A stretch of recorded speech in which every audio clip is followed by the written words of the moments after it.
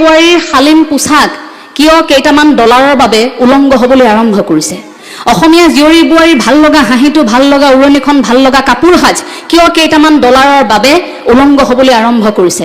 দৃষ্টিকটুভাৱে পিন্ধিবলৈ আৰম্ভ কৰিছে। এইখনতো আমাৰ অসমীয়া সমাজ নাছিল। জয় গুৰু শংকৰ সৰ্বগুণা কৰ যাকেৰি নাহি কেও পাম, তোহাৰী চৰণ কুৰেনো শত কোটি, বাৰেক কৰোহৰ প্ৰণাম, বাৰেক কৰোহৰ প্ৰণাম। কৃষ্ণ। শ্ৰীমন্ত শংকৰদেৱ সংঘৰ ভাধৰা প্ৰাথমিক শাখাৰ সোণালী জয়ন্তী বৰ্ষৰ এই পবিত্ৰ অনুষ্ঠানটিত উপস্থিত থকা বাপাই সমস্ত আপোনাৰ সবৰ চৰণত সেৱা জনাইছোঁ। সভাৰ সভাপতি মহোদয়কে প্ৰমুখ্য কৰি আসন গ্ৰহণ কৰা প্ৰতিগৰাকী গণ্যমান্য ব্যক্তিৰ শ্ৰীচৰণত সেৱা জনাইছোঁ। আমাৰ আহি পোৱা অকণমান পলম হ'ল, তাৰ বাবে আপোনাৰ সবৰ ওচৰত ক্ষমা বিচাৰিছোঁ। আমি আচলতে দায়িত্ব পালন কৰিবলৈহে আগবাঢ়িছোঁ, যিহেতু নিৰ্দিষ্ট এটি বিষয় আমাক দি দিয়া হোৱা নাই, যদিও নিৰ্দিষ্ট বক্তা বুলি কোৱা হৈছে। সেয়েহে আমি ভাবিছোঁ যে মহাপুৰুষ শ্ৰীমন্ত শংকৰদেৱ গুৰুজনাৰ অকণমান আদৰ্শগত দুই এটা কথা আমাৰ সীমিত জ্ঞানেৰে, অপৰিণত মগজুৰে সেইকেইটা কথা অকণমান আপোনাৰ সবৰ সৈতে আলোচনা কৰিম। পৃথিৱীত কোনো দেশৰ ইতিহাসত এনে পতন্তৰ নাই যি একেধাৰে ধৰ্মীয় গুৰু, যি একেধাৰে ভাষাবিদ, কবি, নাট্যকাৰ, সংগীতজ্ঞ, অভিনেতা, চিত্ৰশিল্পী অথবা দাৰ্শনিক। গতিকে তেনে এগৰাকী মহান মনীষীৰ আদৰ্শৰে আপুনি মই পৰিচালিত হ'বলৈ সুযোগ পাইছোঁ। স্বাভাৱিকতে আপুনি মই খুব গৌৰৱান্বিত, কাৰণ আপোনাৰ মোৰ জন্ম এইখন অসমত, যিখন অসমৰ গুৰু মহাপুৰুষ শ্ৰীমন্ত শংকৰদেৱ গুৰুজনা। গতিকে মহাপুৰুষ শ্ৰীমন্ত শংকৰদেৱ গুৰুজনাৰ আদৰ্শ বুলি কোৱাৰ লগে লগে আপোনাৰ বাবে সকলোৱে জনা মূল খুঁটিটোৱে হৈছে এক শৰণ হৰিনাম ধৰ্ম। আৰু সেই এক শৰণ হৰিনাম ধৰ্মৰ মূল ভেটি গুৰুজনাই কৃষ্ণ সংস্কৃতিৰে আৰম্ভ কৰিছিল। কৃষ্ণ সংস্কৃতি য'ৰ পৰা আৰম্ভ কৰিছিল গুৰুজনাই আদিপাঠ, এই এক শৰণ হৰিনাম ধৰ্মৰ শিপাডালো কৃষ্ণ সংস্কৃতিৰে জড়িত কৰোৱাইছিল, যাতে মনুষ্য জাতিয়ে অন্ততঃ কাৰোবাৰ ওচৰত শৰণ ল'ব পাৰে। চাৰেণ্ডাৰ টু ওৱান চুপ্ৰিম, অন্ততঃ এজনৰ অস্তিত্বক স্বীকাৰ কৰা। আমি মনুষ্য জাতিয়ে বছৰৰ পাছত বছৰ জীৱন লাভ কৰিছোঁ, মৃত্যুও হৈছে, কিন্তু সেই জীয়াই থকাৰ সময়ছোৱাত এজনৰ ওচৰত সৰ্বস্ব উজাৰি দিবলৈ আমাকতো লাগিব কাৰোবাক। সেইবাবে হয়তো গুৰুজনাই এই গোটেই অসমীয়া জাতিটোক এজনৰ ওচৰত সম্পৰ্ক ৰাখি এজনৰ ওচৰত সৰ্বস্ব উজাৰি দিব পৰা এটা প্ৰক্ৰিয়া আৰম্ভ কৰিছিল। সেই তাৰ পৰাই কৃষ্ণ সংস্কৃতি আৰম্ভ হয়। ভগৱান শ্ৰীকৃষ্ণৰ ওচৰত শৰণাপন্ন হোৱাৰ পৰা এক শৰণ হৰিনাম ধৰ্মৰ মূল ভেটি। সেই কৃষ্ণ সংস্কৃতি এটা সময়ত কেৱল নামৰ মাজতেই যে সীমাবদ্ধ, হৰিনামেৰে যদিও আদিপাঠ ইয়াৰ আৰম্ভ হৈছিল, নামৰ মাজতে সীমাবদ্ধ হৈ নাথাকিল।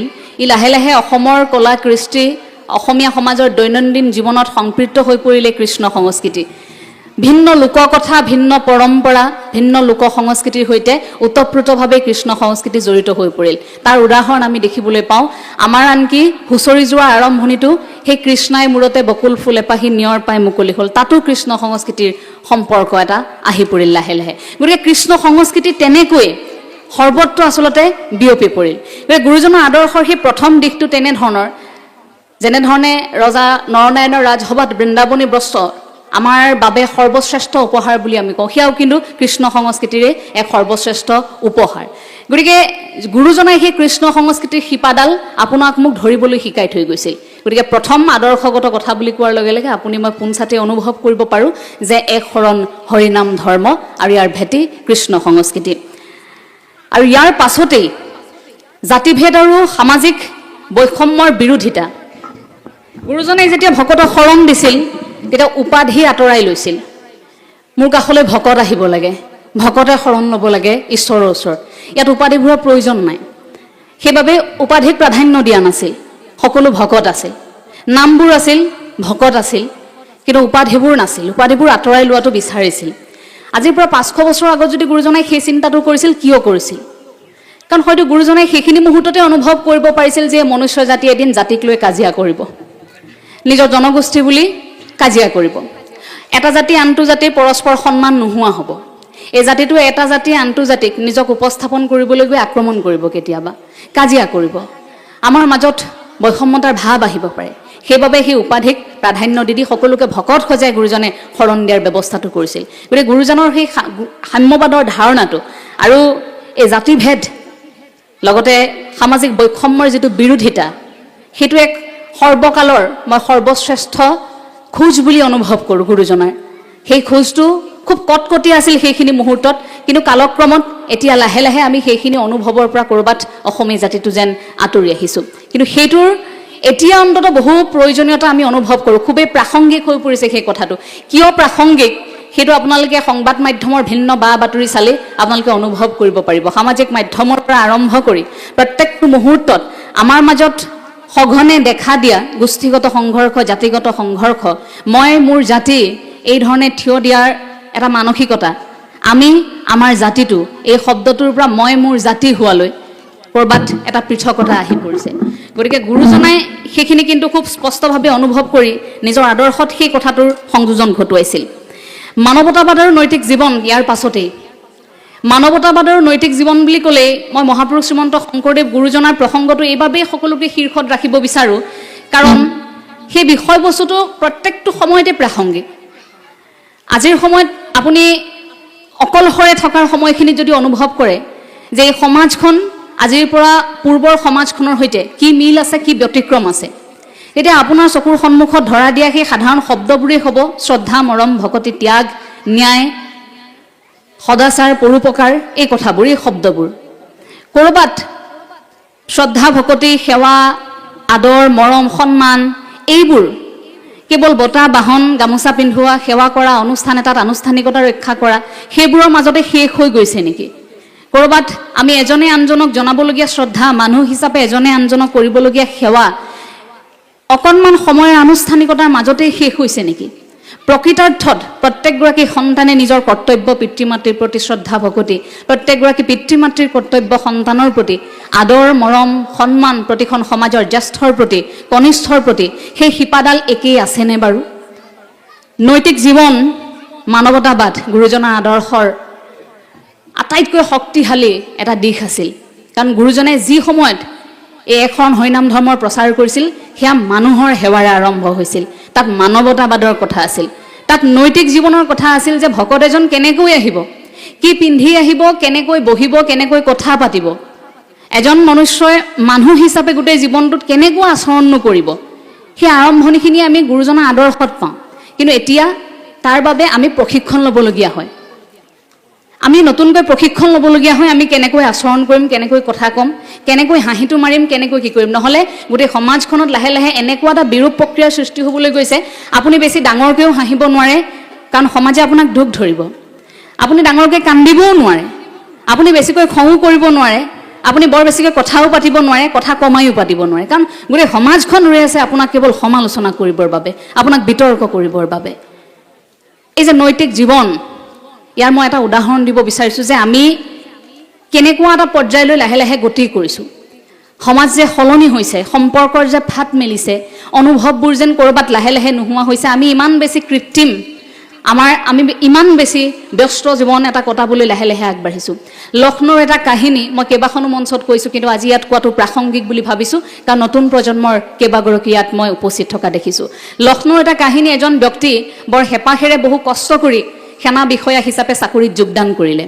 এতিয়া চাকৰিত যোগদান কৰিলে, বৰ কষ্ট কৰি যিহেতু চাকৰিটো পালে, চাকৰিটো পোৱাৰ পাছত নিজৰ ভাল পোৱা মনৰ মানুহগৰাকীক বিয়া কৰোৱালে। মনৰ মানুহগৰাকীক বিয়া কৰোৱালে, তেওঁ সংসাৰ বৰ ভালকৈ চলি আছিল। লাহে লাহে তেখেতসকলৰ জীৱনলৈ দুটি সন্তান আহিল। তাত দুয়োটি সন্তান অহাৰ লগে লগে সংসাৰ এখন সম্পূৰ্ণ হোৱা নাই জানো? গতিকে পৰিপূৰ্ণ হৈ পৰা সেই সংসাৰখনত আৰু কি লাগে? ধুনীয়াকৈ সংসাৰ চলি আছে। এতিয়া পিতৃ মাতৃৰ মন নিজৰ ল'ৰাক ভালতকৈ ভাল স্কুলত পঢ়ুৱাব, ভালতকৈ ভাল বিশ্ববিদ্যালয়খন বাছি উলিয়াব, যাতে কোনো কাৰণতে তেখেতে পোৱা কষ্টখিনি তেখেতৰ সন্তানে পাব নালাগে। সেই বুলিয়ে পিতৃ মাতৃয়ে বহু কষ্ট কৰি দুয়োটা ল'ৰাক পঢ়ুৱালে। ল'ৰা দুটা ডাঙৰ হ'ল, এইবাৰ উচ্চ শিক্ষাৰ বাবে দুয়োগৰাকী বিদেশলৈ উৰা মাৰিলে। পিতৃ মাতৃৰ হেঁপাহ, ল'ৰাই বিদেশত চাকৰি কৰিব, নাম উজ্বলাব, আৰু সময়ত আমাৰ কাষত থিয় হ'ব। আৰু কি লাগে?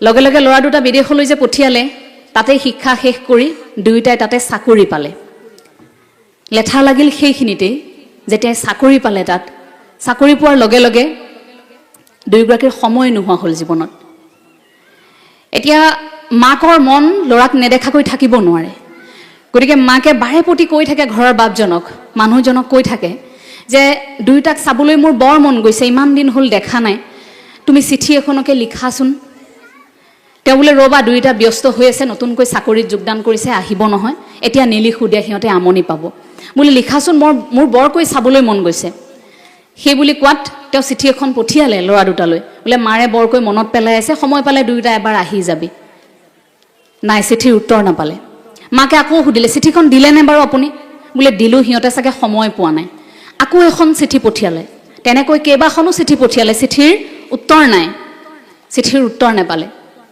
তেনেকৈ বাট চাওঁতে চাওঁতে চাওঁতে চাওঁতে ল'ৰা ছোৱালীহালক নেদেখাকৈ ল'ৰা দুজনক নেদেখাকৈ মহিলাগৰাকীৰ মৃত্যু হ'ল এতিয়া মাক ঢুকাই গ'ল শেষ মুহূৰ্তটো নিজৰ মানুহজনক কৈছে শুনকচোন ইহঁত দুটা নাহিল ন ইহঁতে কিবা কৈছিল নেকি বাৰু তেখেতৰ মুখৰ মাত হেৰাইছে কি ক'ব নিজৰ মানুহগৰাকীক যে ল'ৰা দুটাৰ সময় নাই চিঠিৰ উত্তৰেই যে দিয়া নাই মানুহগৰাকী ঢুকাই গ'ল ঢুকোৱাৰ পাছত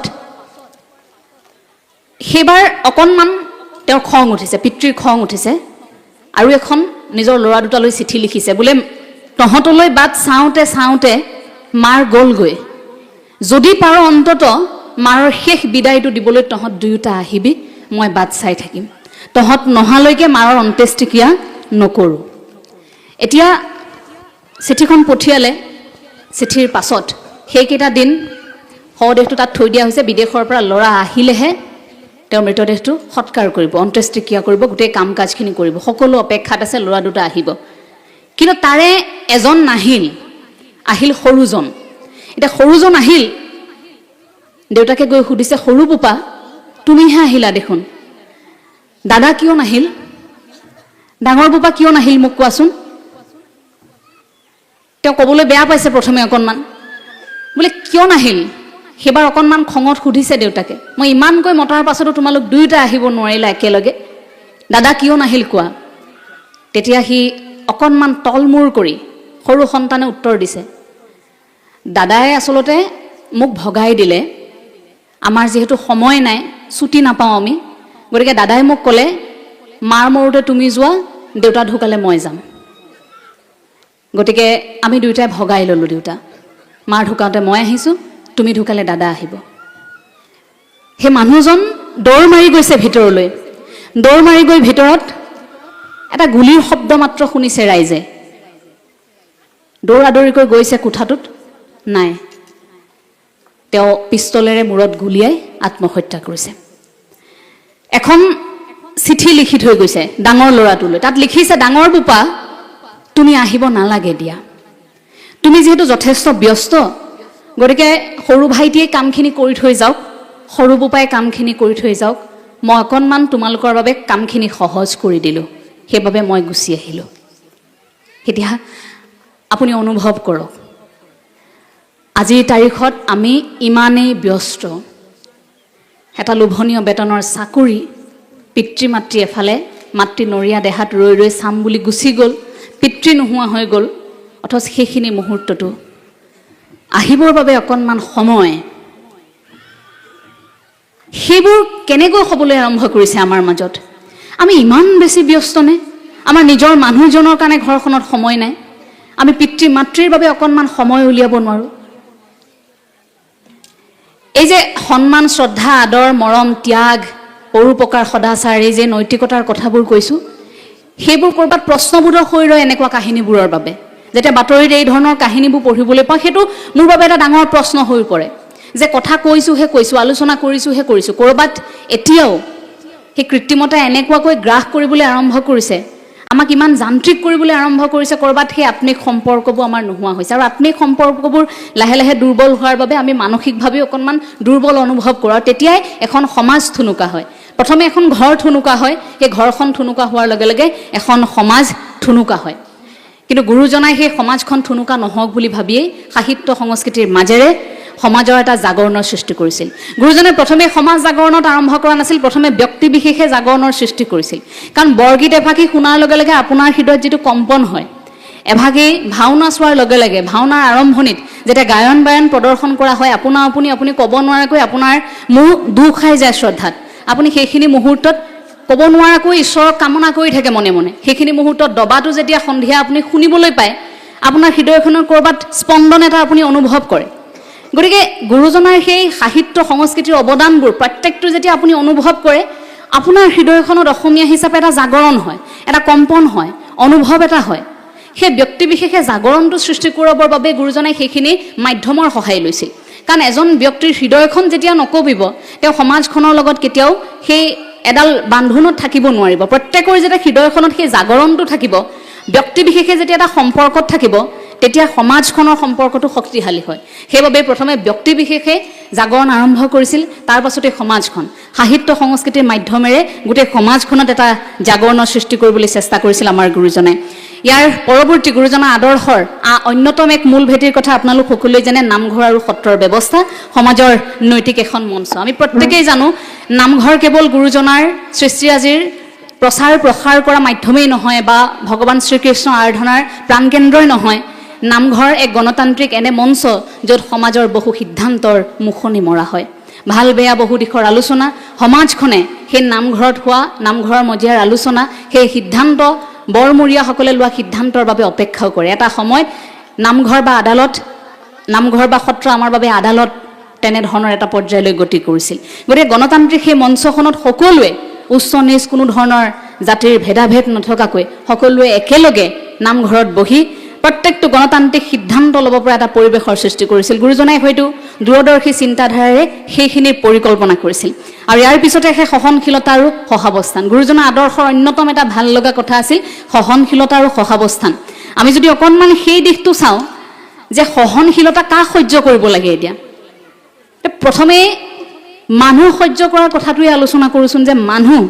আমি প্ৰত্যেকক সহ্য কৰাটো অন্ততঃ ভকতে ভকতকে সহ্য কৰকচোন যদি এজনে আনজনক সহ্য কৰিব নোৱাৰে তেন্তে সহাৱস্থান কৰাটো সম্ভৱনে এটা জাতিয়ে আনটো জাতিক যদি সহযোগিতা আগবঢ়াব নোৱাৰে বা সহনশীলতা নাথাকে তেন্তে সেই জাতিটো আৰু আন এটা জাতিৰ মাজত সহাৱস্থান সম্ভৱনে এজন ভকতে আন এজন ভকতক যদি সহ্য কৰিব নোৱাৰে সহনশীলতা নাথাকে তেন্তে সেইজন ভকতৰ সৈতে সহাৱস্থান সম্ভৱনে হয়তো অসম্ভৱ হৈ উঠিব গতিকে গুৰুজনাই নিজৰ আদৰ্শত সেই কথাখিনি খুব স্পষ্টকৈ উল্লেখ কৰিছিল যে প্ৰথমে সহনশীলতা সেইবাবে এজনৰ ওচৰত শৰণ দি আমি যে সকলো ঈশ্বৰৰে সন্তান আমি এক আমাৰ পথটো দেখুৱাই লৈছিল প্ৰথমে যে আপোনাৰ মোৰ যাত্ৰা পথটো পৃথক নহয় আমি সকলো একে দিশেই গতি কৰিছোঁ কাৰ ওচৰলৈ গতি কৰিছোঁ ঈশ্বৰৰ ওচৰলৈ গৈছোঁ কাৰ কাষলৈ যে পৰমাত্মাৰ সৈতে বিলীন হোৱাৰ কথা আমি পাতিবলৈ গৈছোঁ যে পৰমাত্মাৰ সেই সত্তাটোক উপলব্ধি কৰিবৰ বাবে গৈছোঁ আমি আমাক নিজক উপলব্ধি কৰিবৰ বাবে আমি এই যাত্ৰাটোত আগবাঢ়িছোঁ গতিকে তাৰ বাবে আমি প্ৰত্যেকেই নিজক বুজি পোৱাৰ পাছত সেইখন মঞ্চত প্ৰথম আহে সহনশীলতাৰ শব্দ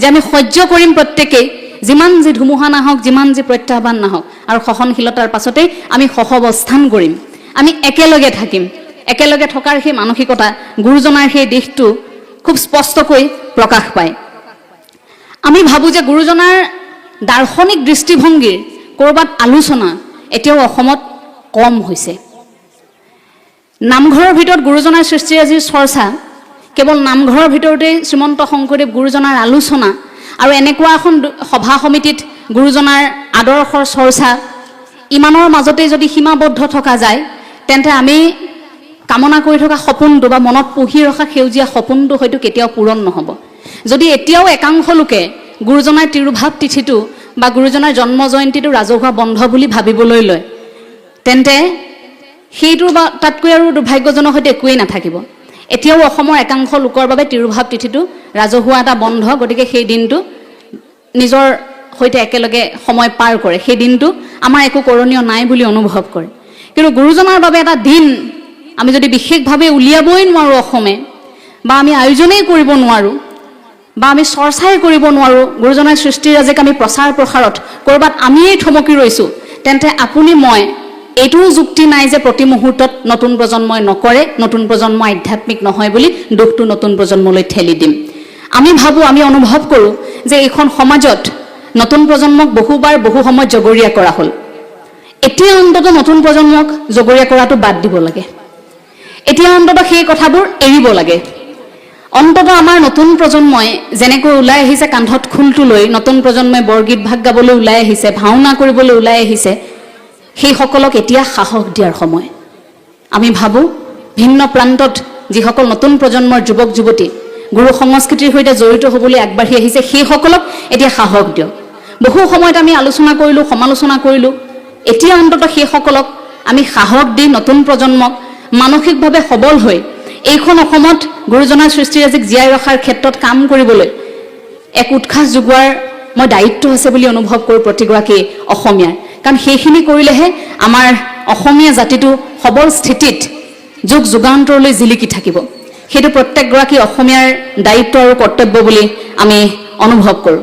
আৰু ভাবোঁ যে অসমৰ বিশিষ্ট লোকসকল, বুদ্ধিজীৱীসকল, যিসকলে হাতত কলম তুলি ল'লেই বহু কিবা কিবি সলনি কৰিব পাৰে, সেইসকলে অন্তত থমকি ৰোৱা উচিত নহয়। প্ৰত্যেকে অন্তত ফঁহিয়াই ফঁহিয়াই গুৰুজনাৰ আদৰ্শগত কথাবোৰ আকৌ এবাৰ আলোচনা কৰাৰ সময় সমাগত এতিয়া। কাৰণ পদ্মনাথ গোহাঁইবৰুৱাই কৈছিল যে এইখন অসম লাহে লাহে ধৰ্মৰ এনেকুৱা এটা সময়ত ভৰি দিছিল, ধৰ্মৰ অস্পষ্টতাৰ, অন্ধকাৰ, কৰাল গ্ৰাস এনেকুৱা এটা পৰ্যায়ত গতি কৰিছিল, সেই সময়খিনি বৰ দুখ লগা আছিল। পদ্মনাথ গোহাঁইবৰুৱাই লিখিছিল যে অপৰিণত, অস্পষ্ট আৰু অশুদ্ধ উচ্চাৰণেৰে বহা পূজাৰী, পুৰোহিত, ধৰ্মযাজক, অপৰিণত, অস্পষ্ট, অশুদ্ধ উচ্চাৰণেৰে কাম কৰা পুৰোহিত, ধৰ্মযাজক, ব্যাখ্যাকাৰ, পূজাৰী, এইসকলৰ বাবে ধৰ্মৰ বাটৰ পৰা আঁতৰি অসমীয়া গোটেই সমাজে কণাই লাখুটি ধৰি খোজ কাঢ়িলে যেনেকুৱা হয় তেনেকুৱা এটা বাটত বাট বুলিছে বুলি পদ্মনাথ গোহাঁইবৰুৱাই কৈছিল। আমাৰ গুৰুজনাৰ আদৰ্শত কিন্তু আনন্দৰাম বৰুৱাই লিখিছিল যে আমাৰ গুৰুজনাৰ আদৰ্শত কিন্তু আঁফলা নীতি নাই। সকলোকে সামৰি, যে প্ৰথমে কৈছিলোঁ সহনশীলতা আৰু সহাৱস্থান, আঁফলা নীতি নাই বাবেই আমি সকলোকে সামৰি ল'ব পাৰোঁ। গুৰুজনে সকলোকে আমাৰ বুলি, আমি এক সম্প্ৰদায় বুলি আঁকোৱালি লৈছিল। গতিকে সেইখিনি সময় অন্তত আপুনি মই আকৌ আৰম্ভ কৰিব নোৱাৰোনে? যদি ভকতিত নাহি জাতি অজাতি বিচাৰ, এইটো যদি আমি গণতান্ত্ৰিক এটা বৃহৎ আন্দোলন বুলি ধৰি লওঁ, তেন্তে হয়তো আপোনাৰ মোৰ বাবে এইখিনি অসম্ভৱ কেতিয়াও নহ'ব। গতিকে নতুন প্ৰজন্মক সেই বাটেৰে যাবৰ বাবে আপোনাৰ হবৰ ঠাইত আমি আশা কৰোঁ যে উৎসাহ যোগাব। নতুন প্ৰজন্মৰ ক্ষেত্ৰত উচ্ছৃংখল বুলি কোৱাৰ লগে লগে আমাৰ সন্মুখত ধৰা দিয়া বহু দিশ থাকে। আলোচনা নকৰোঁ বুলি ভাবিলেও কেতিয়াবা আলোচনা কৰিবলগীয়া হয়। তাৰ আটাইতকৈ ৰাইজে প্ৰথমে আঙুলিয়াই দিয়া দিশটোৱে হৈছে সামাজিক মাধ্যমৰ অত্যন্ত ব্যৱহাৰ, অতিমাত্ৰা ব্যৱহাৰ, প্ৰযুক্তিৰ নিয়ন্ত্ৰণ আৰু ব্যৱহাৰ। এইটোৰ ক্ষেত্ৰত আচলতে ক'ৰবাত আমি উজুতি খাইছোঁ নেকি সেইটো ভবাৰো এতিয়া কিন্তু সময় আহি পৰিছে।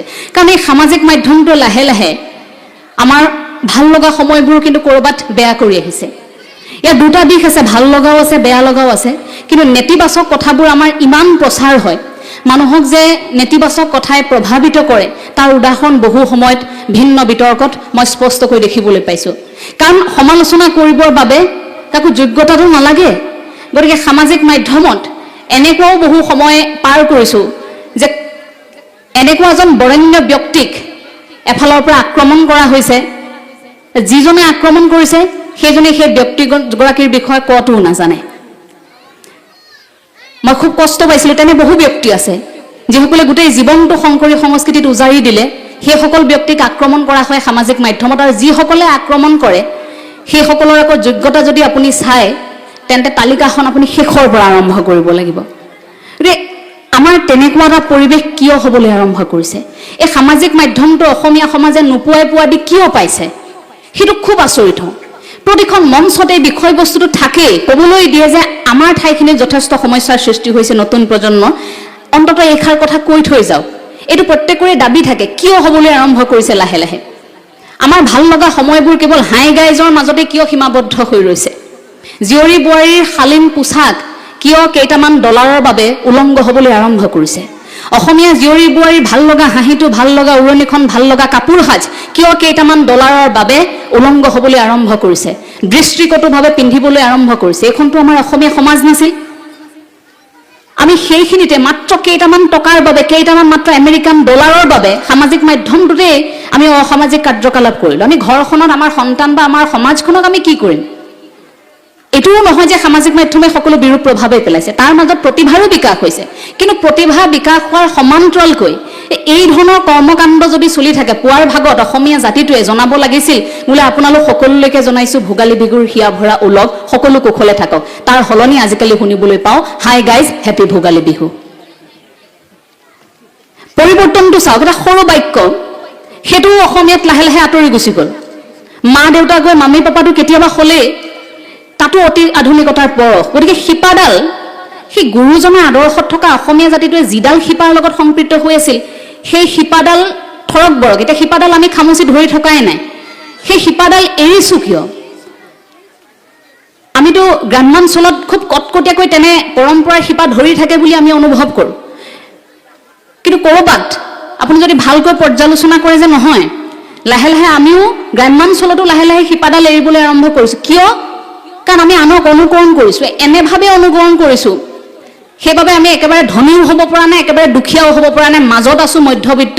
আৰু মধ্যবিত্তসকলৰ সমস্যা সেইবাবে বহু বেছি। কাৰণ ধনীসকলৰ সৈতে মিলাবলৈ যাওঁতে যাওঁতে, অতি আধুনিক হ'বলৈ যাওঁতে যাওঁতে ক'ৰবাত নিজৰ ভাল লগা সময়বোৰ আমি হেৰুৱাইছোঁ। নোপোৱাসকলে নোপোৱাৰ বেদনাতে আৰু বেছি হতাশাত যাবলৈ আৰম্ভ কৰিছে। গতিকে পৰিৱেশবোৰ এতিয়া ভাল লগা হৈ থকা নাই। কিন্তু শিপাডালৰ সৈতে সম্পৰ্ক ৰাখিম বুলি যদি প্ৰতিগৰাকী অসমীয়াই নিজৰ জাতিটোৰ কৃষ্টি সংস্কৃতি পৰম্পৰা পালন কৰে, সেই জাতিটো কেতিয়াবা দুৰ্ভগীয়া হ'ব পাৰে নেকি? জাতিটোৱে যদি ঘৰখনৰ পৰা জাতীয়তাবাদৰ খোজ আৰম্ভ কৰে, আমাৰ গুৰুজনাইতো শিপিনী তাঁতশালৰ পৰা আৰম্ভ কৰিছিল, সেই সৰিয়হৰ খেতিৰ পৰা আৰম্ভ কৰিছিল। আমাৰ ভকতে প্ৰথমে চাউল কথা, তাৰ পাছত হৰি কথা, বোলে খেতি তুমি কৰি থৈ আহা, তাৰ পাছত তুমি নামলৈ আহিবা। গুৰুজনাইতো কোৱা নাছিল যে প্ৰথমতে নাম গাই লোৱা তাৰ পাছত খেতি কৰিবা, বোলে খেতি কৰিব নালাগে। গুৰু